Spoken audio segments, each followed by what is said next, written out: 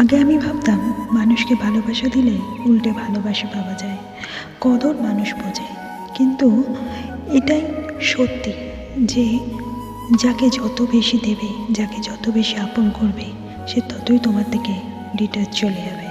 আসলে অতিরিক্ত জিনিস কারোরই সহজে হজম হয় না, আর অতিরিক্ত পরিমাণে দিলে সেটা বিষে পরিণত হয়, আর বিষ তো কারোর হজম হয় না, তাই না?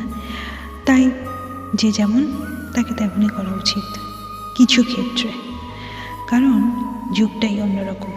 অতিরিক্ত ভালোবাসা কেউ হজম করতে পারে না।